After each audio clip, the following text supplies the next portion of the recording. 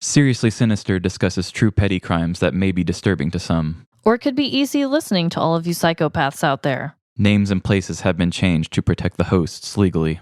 Listener discretion is not advised.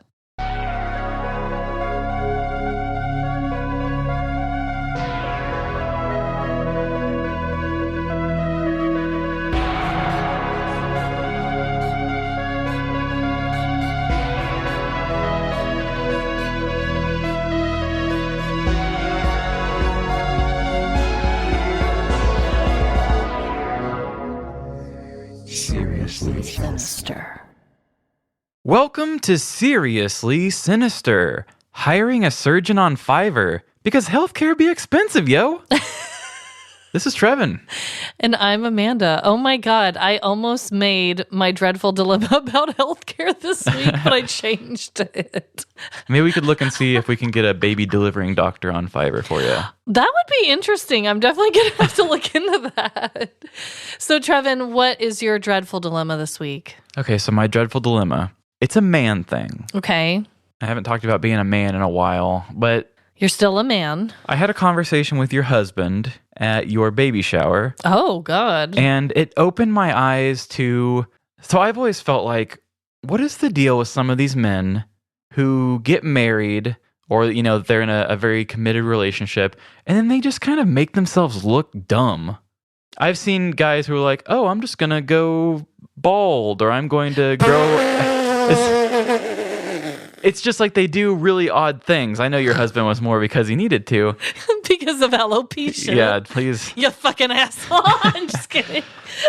But like, I've known guys who have like, oh, I'm just going to quit taking care of myself completely. Or I'm going to grow my hair out and it's going to get super disgusting. Or I'm going to grow a disgusting big ratty beard. Or I'm just, now's the time in my life where I'm going to experiment with baldness or something like that. Yeah. There's just a lot of, I'm not saying anything bad against bald people. I'm just saying... You're killing me. I'm just saying these men will get into this place where they say, I'm going to make myself very unattractive because I don't care because I've already got somebody. Yeah, like they'll let themselves go, basically. Yes. Okay. And so I have always seen a lot of guys do that. And I'm like, why? Yeah. Like, do they just not care what they look like? Or do they not want to be presentable? I would like Emily to enjoy what she looks at every day, even though she's got me, you know. I still want to put in the effort for myself as well as for her and for just the world. Yeah. But your husband said something to me, which the conversation always, this comes up so often, because your husband can grow great facial hair. Right. And he has himself a nice mustache. That's all he's really got right now since alopecia took over, but yes. But it's still a great mustache. Yes. And usually anytime him and Luke and I are together, the conversation of facial hair comes up and the fact that Luke and I can't really grow very good ones, but we know that your husband can. Mm-hmm. And, you know, like my friend James, when we talk to him, it's like he can grow a big, beautiful beard. Right. He has a good beard too. Oh, yeah. And so when people talk to me about it, I'm just like, oh, well, my hair's so blonde that if I grow it out, it just looks like my cheeks extend. It's like you take the outline of a cartoon and you just blur it and make it look whiter. Right. I lose all definition in my chin because I've just got this blonde fuzziness around my face. I told Jordan, I said, I can't really grow anything, but I've only really grown it for a couple months and that's as far as I've gotten because I just look too creepy for me to go any further. And Jordan says, I mean, you're pretty committed to Emily. Just go. That's what he said? Yeah, he's like, you guys are pretty much married or something like that. And he said, just do it. How bad can you look? Or something like that. And when he said that, I was like, I knew it. All of these men, they just get to a point and they purposely just start experimenting with their looks because they don't care anymore. So then that's when I knew it. I knew that this is what the men do. It's just one of those things where I've always had that hypothesis in my brain. But I thought, you know, I'm not going to go up and say, hey, other man, do you do this stuff on purpose? Because I don't get it. But no, that sealed the deal for me. Every single guy that does it, that's why they do it. Yeah. I will say that due to his alopecia, he feels like that is so out of his control that he'll try to look good in other ways for me. Like, he's way more into clothing than I am by a long shot. He always tries to get clothes he likes, and he's just recently started lifting weights and stuff again, which he never used to do. And I wonder sometimes if it's like he's trying to balance out the alopecia, because he tells me all the time, he's like, do you still like find me good looking even though this? And I'm like, yes, you have a beautiful face. Thank goodness, Yeah, he's got a big winning smile. He does. But yeah, I could see how like a lot of guys and maybe girls too. I mean, I don't know. Right now, mine's a little different because I'm pregnant and I just am like in the last few weeks of it, and I just don't give one single shit about appearance anymore. Oh, I totally get it for you right now. Life is uncomfortable for you. Yeah, that's actually a thing I think that a lot of couples go through, actually. I remember on Queer Eye, the fashion guy, Tan France, was saying that he was in a relationship where he just stopped trying, and his partner was like, come on, man, like, can't you just give a little? And then it really hit him like, oh, why do people stop trying afterwards? Yeah, my thing with the men is I don't think they stop trying. I think that they purposely go out of their way to look worse sometimes. Yeah. Like, I'm not saying like you just quit taking care of yourself. It's just like, oh, I think I'm just going to have a Hitler mustache for a month or something like that. And it's just like, that's not style. Like, why are you doing this? And a lot of times it's just like a beautiful woman, and she's like, this is my guy on my side, and he's wearing like sweatpants and like a pinstripe vest and a Hitler mustache. And it's just like, why are you looking like this? What are you doing? Yeah, I could see that. I mean, I have always been very anti-mustache only. And Jordan tried doing it even before alopecia. Even before, he's like, no, I just want to leave it just my mustache. I'm like, no, that is not my style. Now I accept it because there's reasons. But yeah, you're right. As soon as we were like pretty committed, he wanted to try all sorts of crazy shit. Yeah, I'm never going to experiment with my hair. I found what worked, and that's good. That's an interesting thought, Trevin. Yeah, it just seems like they overcorrect so far to the other side where it almost seems like you're going out of your way to look bad. Yeah, Lucas did that at one point where he just had a mustache too, and I was like, what is wrong with these people? I know you don't think that's cool. It's like, I find it funny, and my girlfriend can deal with it. Yeah, and it's like, why? Yeah, she still has to be seen in public with you. Don't you want your woman to love you? Oh my God, that's a really interesting point though. Thank you. So I also have a dreadful dilemma. I have recently been packing my hospital bag for my upcoming birth. It feels like it could happen at any moment because this child is gigantic, and I've just been really paranoid that's going to happen early.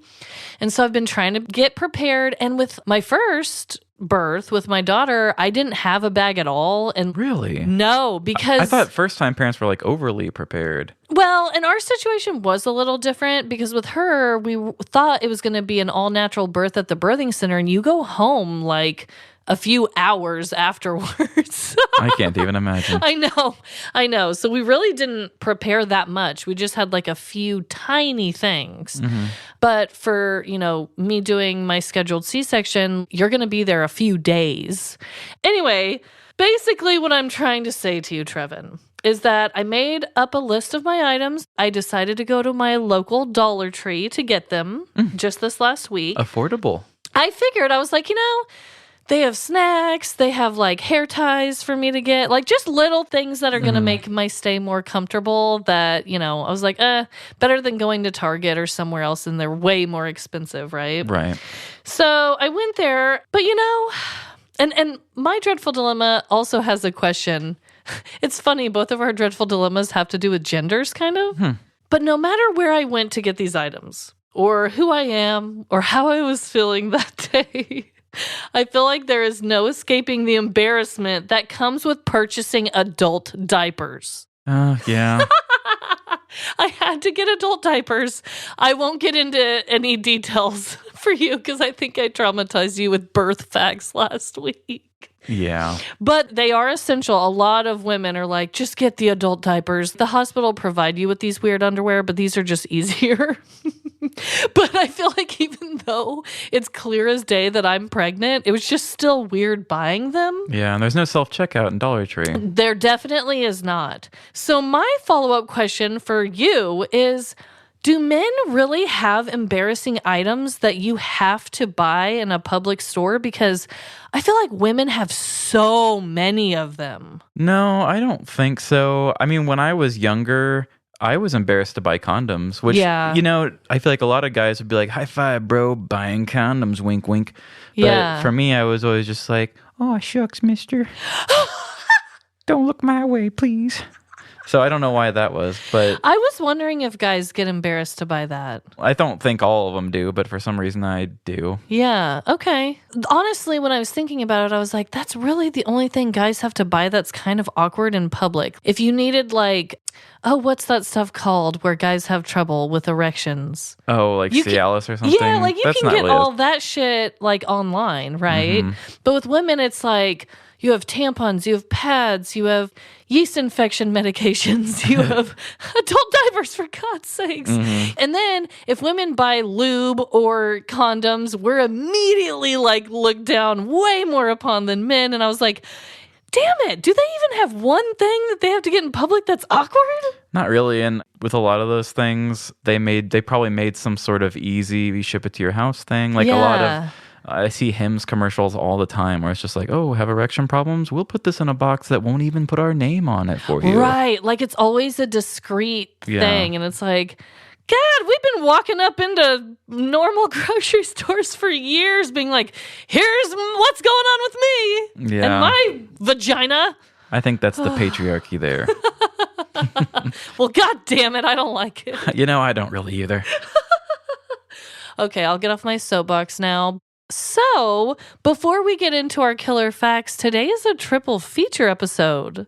Which it has been so damn long since we've done a triple feature. I know. I was like, when is the last time we had a guest story read from someone else? It wasn't the Generation Y one, was it? God, it might have been. Ooh, that was forever ago. Yeah. Well, we've got Sarah and Caitlin of Luminol Podcast coming on. So excited. And they will be sharing a couple crimes with us. Nice. And that will be at the end. So save the best for last as always. But until then, we can get on with the show. Okay. So let's do some killer facts already. Let's do it. Hello? We've traced the facts. They're coming from inside the house. So I asked you this question before we started recording. And I asked if you were aware of what day this episode was coming out. And I was not. And you were not. But that's okay because I am. And this episode is coming out on 420. 420. Which last year I did a story relating to marijuana on last year's 420. And I kind of wanted to stick with the tradition. I think every year I want to discuss something about marijuana on 420 for everyone who's blazing up right now. Yeah, why not? And thanks for sharing your holiday with us. Right. You stony balonies. You could be watching any old thing or listening to any old thing at this point. So thanks for being high with us. So I have a killer fact for you about the history of marijuana. And it's about to get wild. I'm excited about this one. Okay, so I got this information from a website called candidchronicle.com. And wow, there's a very long article and it mentions a lot of influential people who basically helped tip the scale to make marijuana illegal way back in the day. But I'd like to focus on just one of them because his story completely blew my mind. Okay, so marijuana has been illegal at the federal level since 1937. Did you know that? I did not. I guess there had to have been a time where it wasn't, huh? Right. But that just seems like forever ago. Yeah, a bunch of prudes. I'm not trying to hate on people who were alive in the 30s. I'm sure there's not a lot of them out there listening, we've got right? a lot of our listeners are actually from that era. But it seems to me that a lot of the research just isn't what it is today, and maybe they got things a little bit twisted, you know? I believe that. So I'm going to be talking about a guy called Dr. James Munch. Dr. James C. Munch he was hired by this other man to kind of help figure out, hey, is this marijuana stuff safe or what? Mm-hmm. And so he actually did, this part's a little bit sad to me. He did studies where he injected marijuana into dogs' brains to see what would happen. Of the 300 canines used in the experiments, 2 of them died, and he said that most of the dogs would go insane afterwards. I don't know what he means by that or what that means to him. Like they wore socks with sandals or something. These dogs are insane. You call that fashion? Exactly. Like there's so many levels of insane. I'm like, can you please explain yourself? That's not even the weirdest part of this guy, okay? When he testified in court, when they were trying to determine should this drug be legal, should it not, he was asked by a senator if he had experimented with using cannabis on himself. And he confirmed that he had. And he claimed that after just 2 puffs on a marijuana cigarette, he was turned into a bat. Oh, Count Cannabis. He went on to say that he flew around the room for 15 minutes and then down into the bottom of a 200-foot inkwell. I have no idea what an inkwell is, but it doesn't sound fun. Some of the other claims that were made by other people that were in this group of scientists or whatever they're claiming to be said that there was like a murder where this young man murdered his whole family and that was because of marijuana. And there were just, this article just goes on and on and on about the things that they were saying to make marijuana illegal. Like you're either going to turn into a bat or murder your whole family. There's no in between. There's just a lot of things going on. But yeah, I just wanted to share the story about a few of the guys that made it illegal in the first place and the claims that they made and the fact that they were taken seriously. Yeah, I mean, injecting it in a dog's brains alone is a killer fact to me. Like, wow. Yeah, and like, why, first of all, why are the studies being done like that when that's not even how people are ingesting this? Yeah, it kind of makes me think of that killer fact I did of Edison when he was like, oh, you really want to use the other electricity? Look, this shocks animals to death. And it's like, see, you want that in your home? And it's like, okay, you want to smoke marijuana? Let me inject it into a dog's brain and see how it acts. Yeah. Deadly, ain't it? Yeah, wow. They're either wearing socks with sandals or dying. Yeah. You don't want either of those things to happen. I don't know. When you really look back on the history of it, it's pretty freaking idiotic. I mean, it still kind of is in a lot of ways. Yeah. So I just wanted to share that with you on 420. Please do not try to inject any marijuana into your brain. No, do not. So mine has nothing to do with the time of the year or anything. Okay. But did you know that there is basically a layer of the atmosphere made up of spiders? Excuse me. So of our atmosphere? Yes. Oh, God. So spiders do this thing called ballooning, which if you ever saw, and I don't remember the real life remake of Charlotte's Web very well, but at the very end of the cartoon, when Charlotte dies, spoiler alert. Ooh, yeah. For anybody who hasn't seen this movie from like Spoiler. the 40s or whatever, she dies and like her babies hatch and Wilbur is like, I have friends again. And then they all just start making their silk ropes and like flying away. Yeah. And they say, "Bye." Yeah. So that I think that's about the same thing, but their silkness comes out and it catches some of the wind and they just kind of float up. And why do they do this? they don't really know the patterns and why they do it. They use it just to kind of get places. They can either do it by the wind, but they also found that atmospheric electricity can kind of affect them and kind of push them upwards. And they have seen them as high as 2.5 miles in the sky. And they're very small. They move very quickly. So, like, obviously you wouldn't see them. But there are different countries and stuff where they've said there's been, like, blankets of spiders just, like, laying down in weird spots. And it's just kind of wild. And they say there was pirates and stuff that said that they would catch a bunch of spiders on their sails. So, like, they can blow upward and then just have the wind take them very far down, like, above the ocean and stuff. Whoa, that's very unfortunate for those spiders. Yeah, I don't know how much control they really have. Right. But it got me looking, and there are also like a lot of other bugs that travel very high up in the sky. And they said that of these, one of the most popular is termites, actually. Oh, God. So termites can also fly up high. So that, I Do don't know. termites have a web-like substance? Well, I don't know anything about how they're flying. But Oh, okay. I didn't look enough into them. But Sorry, I'm deep questioning you on this. They said that in 1961, they had like an airplane fly up and kind of net bugs in the sky. And they said 19,000 feet, they found a termite. They said that was the highest they'd ever found a termite. Oh, fuck off. But they said a lot of times it's pretty normal for them to be about 12,000 feet. 19 was just like the master termite, I guess. Jeez. So that's why termites and spiders just come out of nowhere into people's houses sometimes. Yeah, so if you learn how to fly, keep your mouth shut. Ew, I'm just picturing like, because Jordan and I went skydiving, if we were like screaming and just eating a crap ton of spiders and termites. Hey, you could have. Good God. I mean, I've heard of the whole you eat spiders when you're sleeping or whatever, but I did not know that they were just flying around. I do remember Charlotte's babies just being like, goodbye now, or whatever. Yeah, and Wilberth's like, I thought I had friends and I don't again. Yeah, that is so weird. Yeah, so that's ballooning. If you want more information, you have to look it up. But yeah, just plant that little seed for you. Pretty wild. Sorry if that killer facts ruined your high out there, people.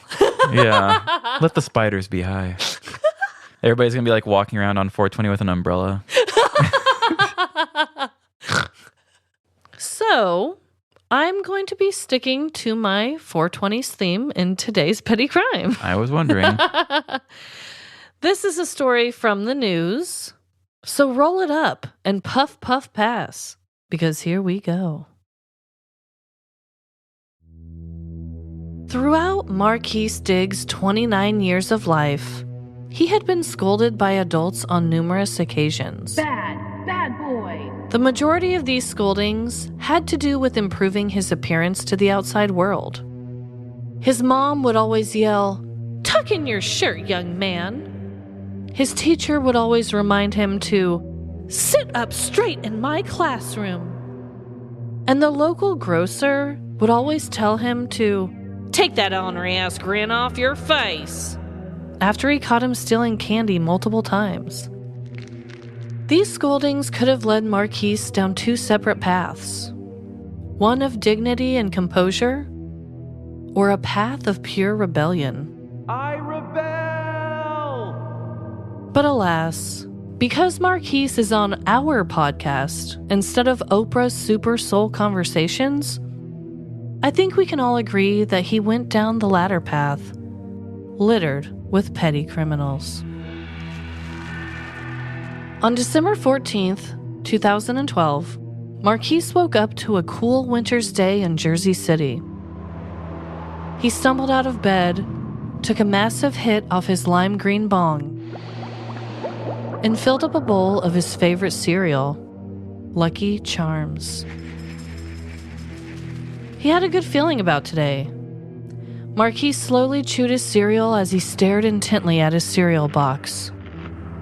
Were Lucky Charms just Cheerios with marshmallows added in? He wondered to himself. But before he could answer his own question, his phone alarm began to go off with a reminder reading, "Court date with Mama." He knocked over his cereal as he ran into his bedroom in a panic. How could he have forgotten that today was the day his mom was filing a restraining order against him? She had told the court it was over some disagreements they had recently, but Marquis knew it was because he would eat all the food in her house and wouldn't give her any free weed. No free handouts. Now pass the ketchup. Regardless of the truth, he needed to get dressed and get to the courthouse. Marquis stood at the opening of his closet, whipping his head back and forth, examining his disastrous wardrobe. On one side, he had a slightly wrinkled yet decent button-up long-sleeve shirt, and on the other was his favorite casual black coat. He could hear the scoldings of all of the prominent adults in his life as a child, urging him towards the button-up. It's a nice place. You should look nice. But Marquise resisted with all of his strength. "No!" he screamed out into his empty apartment. This was his life, and he got to make his own fashion choices. Marquise grabbed the black coat and wrapped it around him like a child does with their favorite baby blanket. Everything about this casual coat was him. The smell, the coziness, and the warmth. He zipped up a pair of jeans and stepped into his worn sneakers and was out the door to face his mom in court. Marquise walked towards the courthouse and let out a long breath into the cold air. This was definitely not a building he had fond memories of. He hoped that this whole ordeal would be cleared up quickly, and that maybe once his mom saw him, she would call off the restraining order. After all, she did have the best snacks at her house, and he didn't want to picture a life without them. Unfortunately for Marquise, the court had different plans in mind.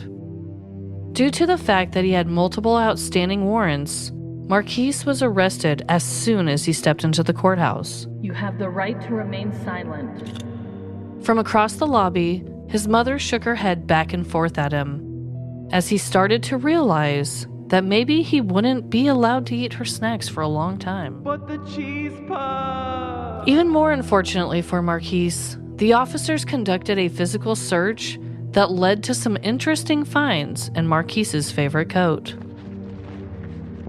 Once the search was completed, the officers had found 32 bags full of marijuana, along with $176 worth of cash in his coat pockets. It came with the coat? In his haste that morning, when Marquise made his defiant act of choosing his favorite coat over the button-up, he failed to recognize that his favorite coat was also his drug dealer uniform. As if this life-altering clothing decision couldn't get any more unlucky for Marquise, the courthouse that he was in was located within 1,000 feet of 4 different local school buildings. This meant that Marquise would automatically get 3 years added to whatever his sentencing would be for the outstanding warrants. This story is proof that sometimes it is best to dress to impress. Also, Lucky Charms cereal does not bring actual luck into your life.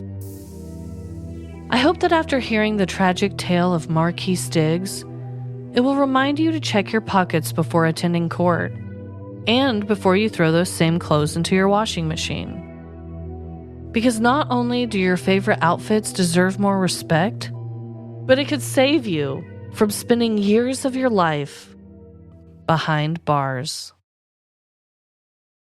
Okay, how many bags did you say? 32. That's a lot of bags. He had a lot of bags. Yes, he did. I just want to say this, factual-wise. I don't know why his mom had a restraining order against him. I just thought it would probably have to do with something with snacks and free weed. Who knows? Also, I don't know what made him wear the coat full of 32 bags of marijuana into the court, but I figured it was some sort of like a major decision, and he really just like chose the wrong choice. But everything like about the crime itself is totally true. He went into family court because his mom was going to file a restraining order against him. He gets there, he has a lot of outstanding warrants, and they arrest him, search him, find the 32 bags of weed, which is already bad enough. But then the courthouse is within walking distance of 4 schools, which just totally added extra time to whatever he's going to get. It must be something like he wears that drug dealer coat so much that it's just like it's so much a part of the coat that the puffiness of all the bags of weed doesn't really register as it being full. Right. I know. I was like, okay, based on where it is and what time of year it was, like it was in December in Jersey City, so it was probably cold. So it's probably a poofy coat of some kind. And that's why I kind of put in the story like the smell of his coat was so comforting to him that maybe, you know, once you're around a smell for so long, you just don't really notice it anymore. I'm sure others could smell him and the marijuana on his coat. And also, I don't know if his favorite cereal was Lucky Charms. That one just felt right to me as well. Yeah, nothing lucky about it for him. Yeah. Well, that was very nice. And I like how the backdrop of all of this was, oh, he's preparing to go to family court because his mom is putting, what is it? A restraining order. His mom is putting a restraining order on him. And it's like, that's such a funny little background thing. And it's like, we don't really need to go much into it. It's just like, let's just say that's the situation this guy's in. And let's just make it worse. Right. Let's just like keep making it worse and worse and worse on this guy. Wow. Well, damn it, Marquise. Sorry you had to wear your weed coat to court. I'm sorry too, you know? I really think if all the years of his childhood people weren't scolding him maybe so much, maybe he would have worn the button up. Yeah. Needs to learn how to dress from Jordan. Yeah. Well, okay. It's time for my non-420 story. Okay, bring it on. And this is one from the news. Cool. And let me just give a disclaimer that I do not kink shame. And kinks have been changed to protect the kinky. So let's just jump into this thing, and if we have questions, we can ask. I will have a lot of them, I can already tell. I feel like I set it up for it. Yep. All right. And here we go. Shame. Shame is a tricky thing, isn't it? Some people are driven by it. Some people suppress it. And some religions even rule with it. Thou shalt not wear socks with sandals. No matter who you are or how you were raised, you've encountered this 5-letter dreadful emotion. Living in America, I can't help but see a lot of encounters with shame. Our culture is based around it. Lower class individuals carry a stigma that they aren't skilled enough or hard enough workers to belong to a more prestigious upper class. While someone with differing views on the world may need to hold those thoughts in out of fear of being judged. Hey, this loser thinks people should be paid a living wage. Being different is shameful.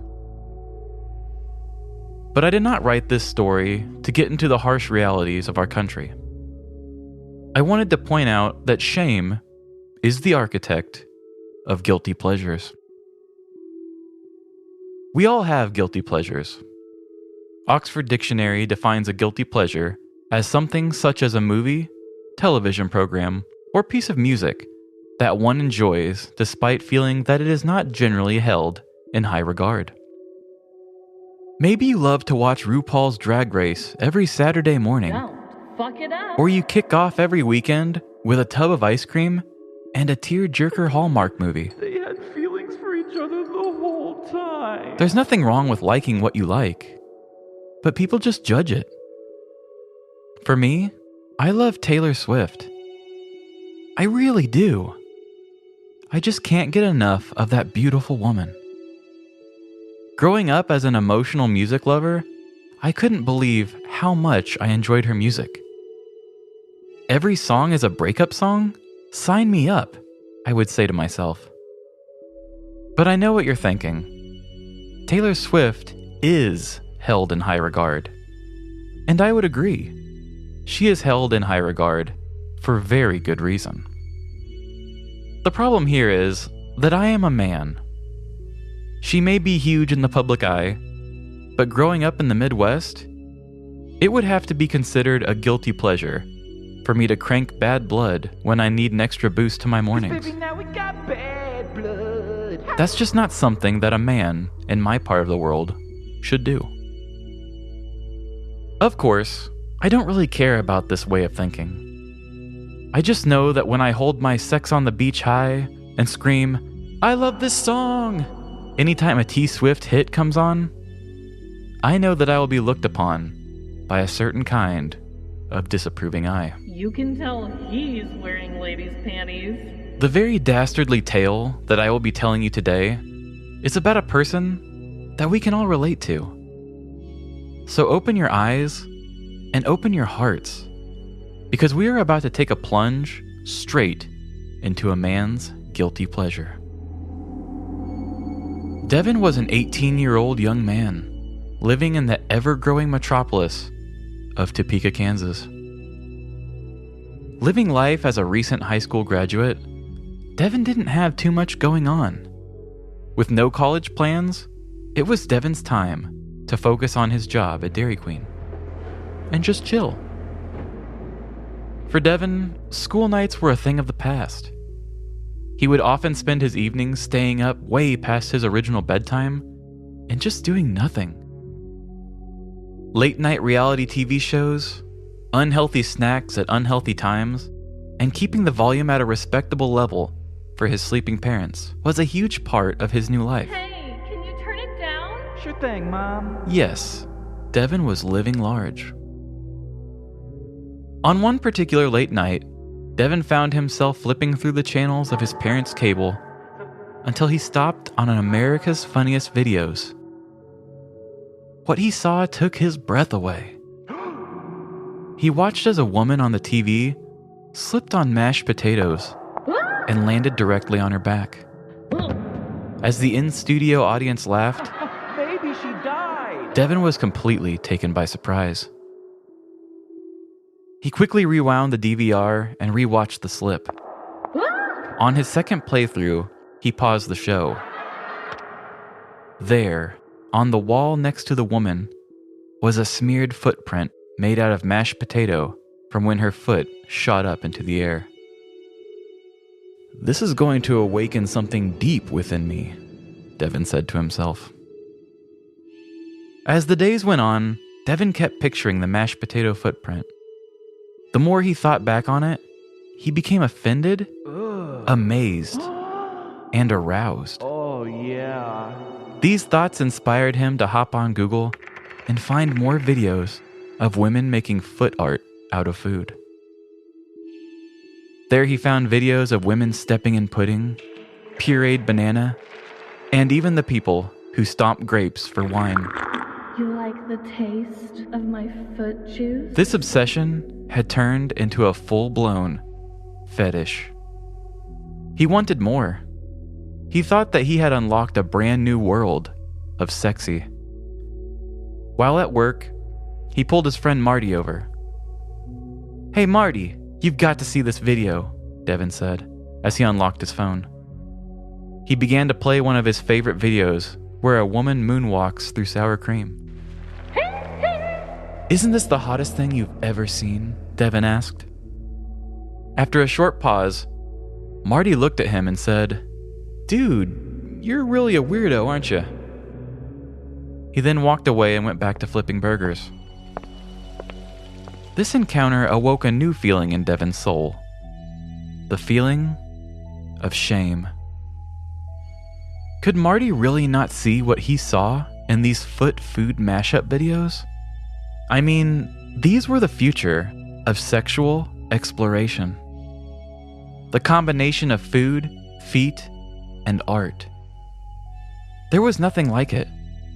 But still, regardless of how it made Devin feel, Marty's reaction was enough to change how he viewed his own love for it.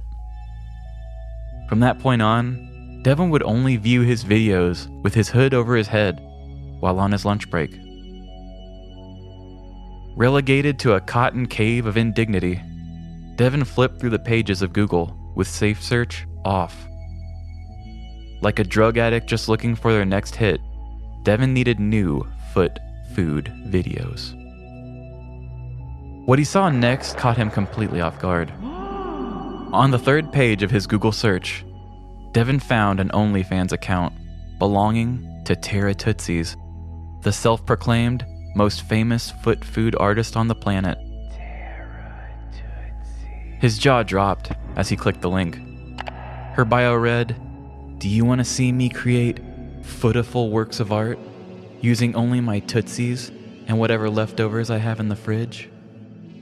Then subscribe and feast your eyes. Just as Devin began to reach into his wallet to put his debit card number in, the judgmental voice of Marty played in his head. You're really a weirdo, aren't you? He couldn't use his own card. His dad still had access to his bank account. What if he logged in and saw that his son was paying for an OnlyFans account? Once again, Devin began to feel that feeling of shame. Stuffing the shame deep down inside of himself, he returned back to work. He couldn't stop thinking about what beautiful foot art lay just beyond the paywall of Tara Tootsie's OnlyFans. With each blizzard he would prepare at DQ, he thought about accidentally dripping some fudge on the floor, just hoping that maybe his manager Susan may step into it and leave a chocolate trail across the kitchen. I'm getting desperate, Devin said to himself. As he continued fighting his urges, he greeted the next drive-thru customer. Good afternoon. Did you have the 3 M&M's Blizzards and the chocolate dip cone? Devin asked kindly. He paused and held his smile as he watched the mom arguing and trying to calm down her crying children in the car. Shut up! Sorry about that. My kids are such a handful and can really distract me, the woman said as she handed Devin her card. As the small piece of plastic touched Devin's hands, he had an epiphany. His dad would never have to know about his new love if he used someone else's card. While running the woman's card, Devin took a piece of extra receipt paper and wrote down her credit card information. This was going to be his free ticket to all of the foot food content his adventurous 18-year-old heart could handle. He could practically smell Tara Tootsie's feet just thinking about it. Once his shift was over, Devin ran home, lit some candles, and put the woman's credit card information into his profile. He had a date with Tara Tootsie's and her food-covered feet. As he clicked the subscribe button, he was in shock at how much beautiful foot art was on her page. Tara Tootsie's did it all. Mashed carrots on canvas, melted butter on a chalkboard, and even a cute painting of a turkey she did in cranberry sauce. Let's just say that Devin had a very long and tiring night. The next day, Devin woke up late and just barely made it in for his 5 p.m. shift. As he walked into the back door of Dairy Queen, there stood his manager, Susan, the woman from the drive-thru, and a police officer. We heard you like feet. How do you feel about handcuffs? The officer said as he placed Devin under arrest. In February of 2022, a mother took her kids to Dairy Queen for ice cream treats. Noticing that her transaction took a little longer than usual, she didn't think much of it. It wasn't until after midnight that night she noticed charges coming through her bank account. Charges for $5.99, $10.99, and $35.99 all came through in rapid succession to the popular subscription app OnlyFans. Thanks to the convenience of her bank app, she was able to cancel her card. 3 more charges were attempted after that point, but were declined. After doing some detective work of her own, she contacted OnlyFans and got the name that the OnlyFans account was under. Remembering her suspicions of the DQ drive-thru employee, she called the restaurant to ask if somebody by the name of Devin Brockman worked there.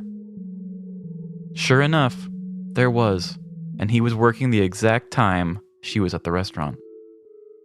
Devin was brought into custody on charges of theft, criminal use of a financial card, and computer unlawful acts, false representation with damage, on March 16th. As this is such a new story, there is no more information on the extent of his punishments. This is still an ongoing investigation, with police theorizing that Devin may not have acted alone.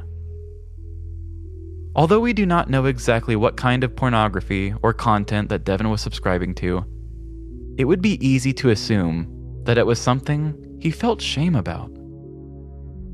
Being the correct age to sign up for adult entertainment and having a job, there's no reason why Devin could not have purchased his own OnlyFans content. Unless, of course, he was feeling judged by an overcritical society. Just like love, shame can make you do crazy things. And what if you love the things you feel shame over? My one hope is that maybe this story of foot food art could inspire our nation to open its mind and open its heart as we allow people with all of their differences to find their own happiness. Wow. So we don't know exactly what he was buying on OnlyFans. No, I took a lot of liberties with this thing. Okay, tell me what the liberties were immediately. I made up the whole fetish. Okay. But he did work at Dairy Queen. He worked at Dairy Queen. The recap was all true. He worked at Dairy Queen. Yeah. He stole the woman's card while she was waiting to pay for her ice cream. She did notice it took a little bit of extra time, and then he just started blowing it all on OnlyFans. Damn. So I just came up with the idea that maybe he was doing that because he was shameful. And I think I invented, if any of you people on there like foot food art, let me know. I think I invented that fetish. But I guarantee it's out there. I guarantee it too. But People love feet. I picked that up because I thought, let's add feet, let's add food, let's add art all together because I'm trying my best not to poke fun at any specific type of person. Right. So hopefully I can go super obscure and make this up. But I couldn't just go with something basic that a lot more people had. I thought I'm going to go left field with this. Yeah. So I got a little ridiculous butter on the chalkboard and I know, stuff. that was the one where I was like, good Lord, who even thinks of something like that? It's Apparently me. you. It's me on a Saturday morning. I was getting a little too deep into the foot food lore. Like Yeah. I came up with Terra Tootsies. And I was like, was the girl's name even like that's not she's a real... not real. Oh my God. I made her bio, and her bio was great. Footiful. Wow. Somebody needs to have that username. Terra Tootsies. I mean, I would maybe even subscribe. Yeah. I mean, if it was half comedy, half sexual, I'd be into it. So yeah, I saw this pop up in a local thing for us here because Topeka's not too far from us. And I thought, this is funny. And of course, I thought I could take a shame angle at it. But yeah, I mean, don't go telling your friends that this is a true story about what he was looking at. Because we don't know. We don't know. But you know what, though? First of all, I think you have to be correct. Because, I mean, I guess OnlyFans, it seemed like he was spending a decent amount on it. And working at DQ, he probably doesn't get paid a lot. But you would think that he would just buy his own. Like, what a risk. Yeah. What a goddamn risk to steal a customer's credit card for that. It had to be something he didn't want people to know or track, or I don't know. Yeah. So I'm with you. But just the fact that that happened, though, man, do you know how many times I've gone through drive-thrus and I've just handed my card willy-nilly over and like, dang.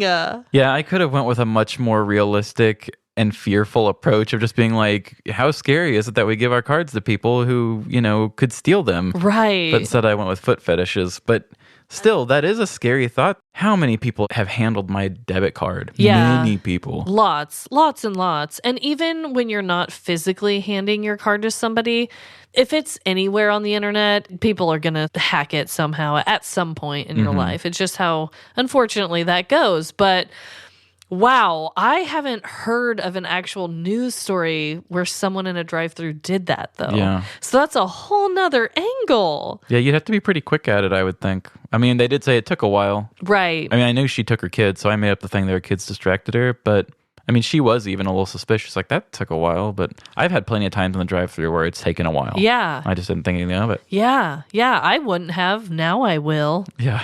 Oh my God, that's insane. Pay them and you just start knocking on there like, tick, tick, tick. I'm like, you're not writing that down.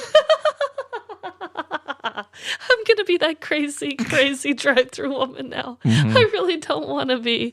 But also, because you've came clean about the foot fetish art being made up, I really loved and respected that line from the police officer. Yeah, I made that up. Heard you like feet. Do you like handcuffs? That was so well done. Yeah, I felt like I was going so deep in the Terra Tootsies and all the different types of art and the handcuff line that I was like, I'm afraid I'm going so realistic with how ridiculous this is that people are like, this is actually all true. I kind of wish it was, to be so honest with you. Well, any of our listeners, if you got a nice pair of feet, jump on OnlyFans. I'll only charge you a one-time fee for the name. Terra Tootsie. Use my bio. It's footiful. Oh, God. Wow. Well done. Thank I love you. that story. I know I did the villain story about the guy who like messed with my house, and it was very full of fluff. And so I thought, let's just take a fun trip down fluff lane this week. Yeah, because usually, we'll change minuscule details. But on occasion, I think it's okay. We're always open and upfront about what it is that's true. Yeah. The crime is always the thing that's the most important, but it's always adding the background to the character is what we almost always make up. Yeah, because how are we to know? The news is so thin on these kind of crimes. Yeah, no, they just tell us like literally what the crime is. Isn't that weird? Ha ha ha. And then we have to kind of figure out why in the hell was this done? Yeah, I don't want to sit here and tell you 40 crimes in one sit down. I'd rather give you 2 and stretch them out like crazy. Well, and speaking of that, you get 3 today. Yeah, triple feature. This is a long episode, everybody. Yeah, so I cannot wait to hear our guests and their story. So yeah, let's just jump on into it and we'll discuss it. I'm pretty sure they discussed their own a little bit, but yeah, let's give Luminol a listen and everybody enjoy. Hi, Seriously Sinister listeners. That's a tongue twister. I hope that they don't say that every single episode because... Of course they do. Seriously Sinister listeners. Seriously Sinister superstars slurping soup sillily. Hello, Seriously Sinister Sisterhood. I'm Caitlin. I'm Sarah. And we are from Luminol Pod, a true crime comedy-ish podcast. Yeah, and we tend to cover cases that aren't widely covered, and we prioritize those cases that you may not know, all with humor splashed in, but never at the expense of a victim, because that's a no-no. And today we are here with Seriously Sinister to bring you some petty crimes that we wanted to talk about. Yes. So I guess I'll go first. Yeah. The source for mine, I got all of my information from the Mirror UK, specifically one article by Talia Shadwell. Thanks, Talia. Yes, it could be Talia, but I think it's Talia. Thanks. Just because I decided that, I guess. Okay, so when we were asked to take part with Seriously Sinister to talk about our favorite petty crime, I was so excited because I immediately knew what I wanted to talk about. Really? So we've all, most of us at least, been through breakups, right? We've ended relationships, we've been dumped, or we've watched a relationship fizzle out, mutually end, right? Lots of different ways to break up. But not all of us get to the level of petty that a man in Australia rose to or fell to. Depending on where you put petty on your pedestal. Your petty stool. That was not planned. So a woman in Australia ended her relationship with her boyfriend and he was not having it. Even though she ended it because she found out he was messaging a bunch of women on Facebook about going on dates and stuff. So you had it coming, bro. Yeah. So he got a grand idea and he posted her phone number throughout her neighborhood with a sweet, sweet offer.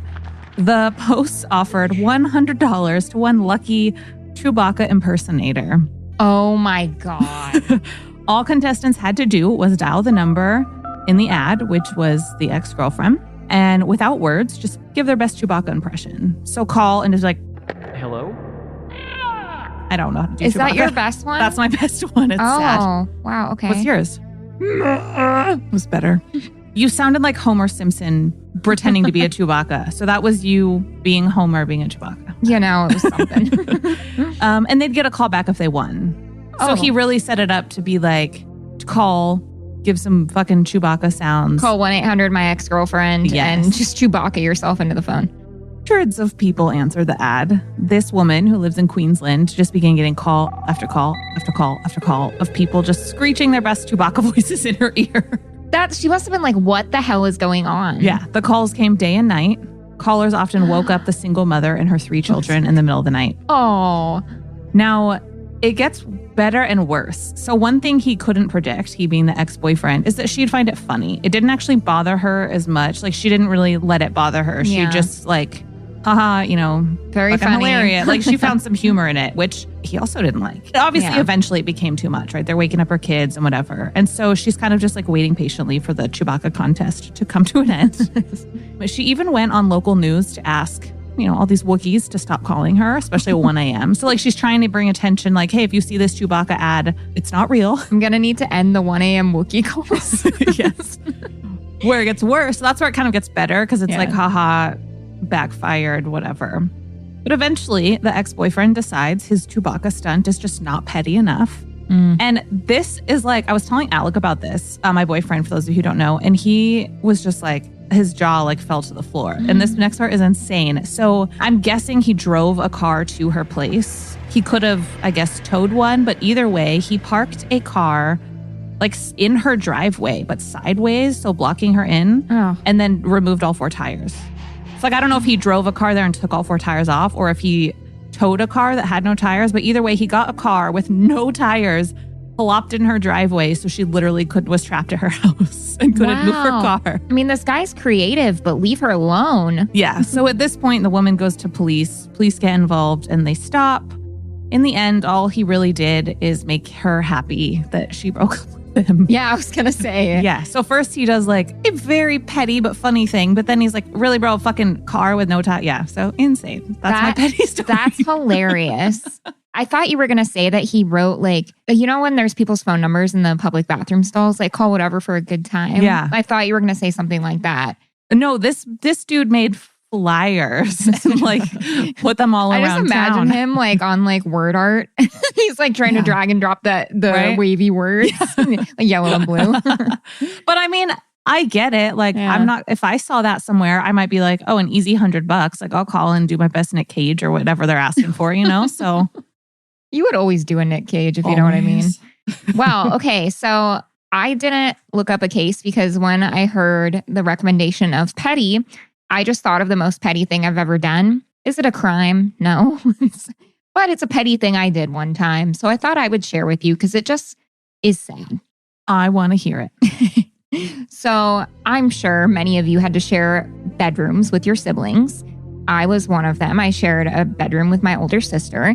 So when we were in high school, that got tricky because we were dating and, we'd want like alone time to talk to our little boyfriends and whatever. But then our boyfriends would also give us like gifts and stuff like teddy bears, all this stuff. And we'd like put them on the walls. And it was the time in our sisterhood relationship where it's almost like we drew tape down the room, where I'm like, this half's like mine. The I Love Lucy thing. Yeah, exactly. We didn't actually physically have tape, except on one shelf. We actually put tape. But there was a poster I had on my side of the room, and it was Pin the Kiss on Orlando Bloom. I got it in like one of those teen magazines that you used to get back in the early 2000s. And it came with little kissies, and you would close your eyes and try to pin the kiss on Orlando Bloom. And I loved it. It was like my favorite poster I had. And then my sister, she had some art up on her side of the room. Her boyfriend at the time, he liked to paint. So he painted her this really pretty sunset. He did it just for her. Super pretty. Well, one day we get in a tiff. I don't remember what it was, but her boyfriend was there in the room. They probably wanted me to leave and I didn't or something. And so anyways, she goes up to my Orlando Bloom poster. She like takes like a big Sharpie and just does a line through it. And I scream. I'm like, no, you did not. Not Mr. Bloom. Not Mr. Bloom. So I was like so mad. I was painting a picture because I like to paint too. And I was painting in my bedroom. So I had a thing of red paint. You splattered. No. Oh. I painted my hand red. And she's like, what are you doing? And I didn't say anything. I'm just slowly painting my hand red like a fucking psychopath. And she's like, what? Stop it. Stop painting your hand. And I'm just like painting it red. I get it all red and I like hold it up to show her. She's like, don't touch me. What is that? What are you doing? And I put the handprint on the artwork that he spent so much time making her for her birthday. And he was in the room when I did it. And the look on his face was like devastated because that was his painting. And I ruined it with one bloody red handprint. I mean, you just leveled up what she started. I'm not saying you did the right thing. No, I did not. But you escalated the situation to a new level of petty. And she was like, that's not fair because yours was from a poster. It wasn't even important. It was just Orlando Bloom. And I was like, it was important to me. He's my future husband. Yeah. Anyways, the petty things we do. Am I right? That actually, I'll tell a really quick one. That actually reminds me, when I was in college, I was at UAA, the University of Alaska Anchorage. And my friend Patience, yes, that's her real name. She gets asked that. This poor girl, every time she says her name, they're like, really? And then they're like, wow, you must be really patient. I feel, I was on like the first floor. I was sharing a dorm with like a stranger. And she was in my same building, but like the floor above or whatever. But anyways, so she did the thing where you dorm with an old friend. And of course that doesn't always work out. And they got into a fight. So I would go hang out with Patience all the time. And her roommate and like ex-friend, I guess, must have bought the toilet paper because then she took all of the toilet paper out. So you had separate bedrooms with your own lock and you just shared a common space in a bathroom. Is how the UAA dorms are. And so she took all the toilet paper in her room. So I went up there and Patience was like, yeah, you want to fucking play? So we took everything. I mean, most of the stuff was hers. So all the food she had bought, spoons, like literally everything. Like we put it all into Patience's room or what wouldn't fit in my room. But it was like yours. She just removed the toilet paper and we were like, we'll fucking take everything. We'll one-up you. Yeah. So I just realized that if it's your first time listening to a Luminol bit, that we just made ourselves sound like the greatest assholes of all time. We swear we're not. You did. Okay. I started it and you one-upped me. True. Anyway, that was fun. Thank you, Sinister. Seriously sinister. Thank you, Sinister, for having us. And to all the seriously sinister listeners out there, we can now finally say it. It only took 15 minutes. Yeah. And if you want to check us out, you can by just searching Luminol. Bye, new friends. Bye, future Illuminati. All right. Well, thank you to the gals of Luminol Podcast. Yes, I had never heard that Chewbacca one before. I love it. I can't believe neither of us over the last year didn't stumble upon that one. Yeah. So for that story, I actually appreciate the Chewbacca flyers that were made. But my God, once he did the car, like that was just too damn far for me. But still very petty. Like, let it go, man. Yeah. But I love both of their voices. They sound like they're a lot of fun going back and forth with each other. The second story, I'm pretty sure I had an Orlando Bloom poster similar to that one. And honestly, I mean, I had a brother, not a sister. And so he would have never really cared, I guess. But if someone would have destroyed that poster, I think a little bit of my heart would have been broken as well. Yeah, especially when you're a kid. It's really weird how the generations roll. I was kind of thinking about that while we were listening to that. The Orlando Bloom poster thing, like that was really kind of shoved down the throats of the youth girls back then. Yeah. They don't do anything like that now. I don't feel like there's girls, well, printed media isn't as much of a thing anymore, but young ladies aren't usually putting posters of the attractive guys on their walls anymore, I don't think. I don't know. I mean, my daughter's so young and I don't really know a lot of like the teenage crowd or preteen crowd, honestly, that are girls. I hope it's not as prominent because, man, yeah, I mean, I had an Usher one, an Omarion poster. I had all these posters and it was kind of like weird if you didn't hang it up because it's like, why is this in my magazine, you know? Yeah, it was almost like women of that era were bred to be fangirls of something, at least. Yeah, that's actually a really good point. It's really weird to think about. No wonder we're all so weird. Yeah, who knows what the next generation's going to be like. Now they're just all glued to tablets and stuff. Right. Tablets and TikTok. Well, thanks again to them. We really appreciate having our guest listeners come on the show and tell petty crime stories. I know this one was a little different than like what we do, but hey, you know, their show is more about just discussing things. So check them out if you want to. Yeah, it's kind of the thing of when we do this, we let people flex their muscles and be who they are. Like they're telling the stories is like an open window into their show covering our subject matter. So they don't always do the same as us. Yeah. But yeah, a lot of fun. I like having other people come on and do that. And it's just so fun sharing it with other voices of the podcast world. Yeah, I love that. So you can check them out wherever you get podcasts at Luminol, and we will make sure to put their information in the show notes and social posts. Yeah, because we're cool like that. Yeah, boy. Well, I hope everyone's having a great 420. I hope that you're having a great rest of your week. And just remember, no matter the crime, big or small, in the end, we're all doomed. Doomed to roll fatties.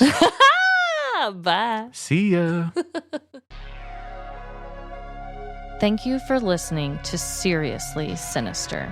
If you have a true petty crime story to share, please email us at seriouslysinisterpodcast@gmail.com or send us a Facebook message. If you would like to support our show, please subscribe and leave us a 5-star review. Also, tell your friends about this podcast. Follow us on Facebook and Instagram at Seriously Sinister Podcast. And on Twitter at SeriouslySinPod. Shout out to Trevin for writing all of the original music you hear and for producing our show. Follow him and his music at Fiesta Maiden on SoundCloud, Spotify, and Facebook. And credit to Miranda Lucas for our awesome logo. You can find her on Instagram at MirandaLucas26. All stories are written by myself and Trevin, and all stories are based on actual, true petty crimes.